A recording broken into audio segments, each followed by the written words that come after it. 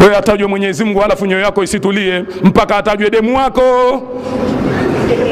mpaka atajwe hawara wako.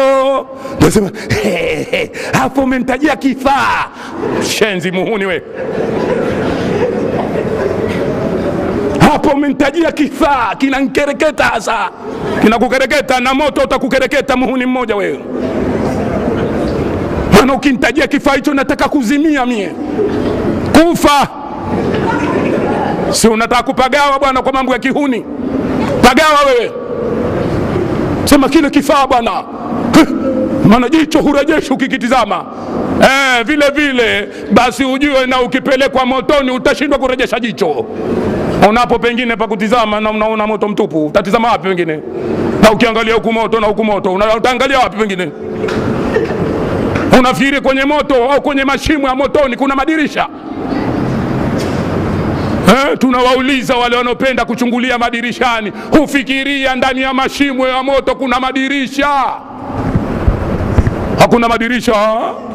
Hilo tunawaeleza, wala usije ukafikiria nitapata angalau kuchungulia muhuni. Akachungulia wapi?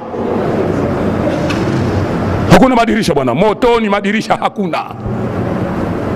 Na ndio maana Mwenyezi Mungu akazungumza kabisa, mafikio ya motoni yatakuwa ni mafikio ya majuto.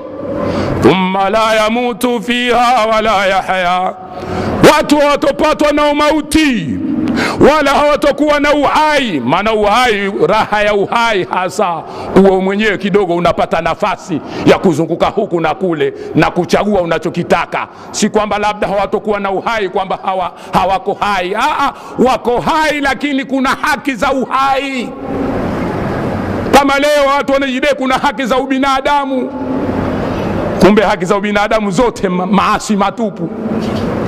Eti haki ya mwanadamu mwenziwe, mwanamume akamuoe mwanamume mwenziwe, eti ndio haki ya binadamu hiyo. Tena mtu akishaharibika, kashaathirika, jana dume zima lishakuwa shoga, eti lipewe haki yake, lazima liolewe. Ndio haki walizoziona hawa walochupa mipaka.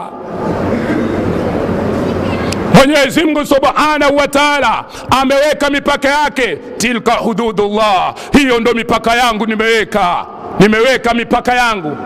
Fala ta'taduha. Mwenyezi Mungu anasema msije mkaichupa hiyo mipaka. Watu wanafika namna hii. Waman yataada hudud Allah, na yoyote yule ambaye atakayeichupa mipaka ya Mwenyezi Mungu.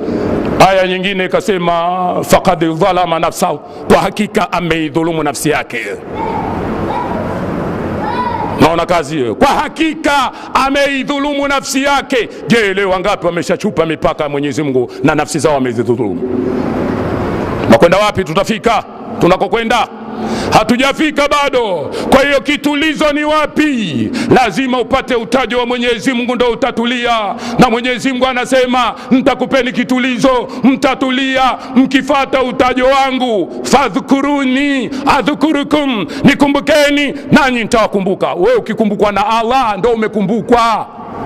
Mwache akukumbuke yoyote, anayekukumbuka unayemwelewa, tajiri nani yoyote unamwelewa. Kama hajakukumbuka Mwenyezi Mungu hujapata kukumbukwa wewe bado.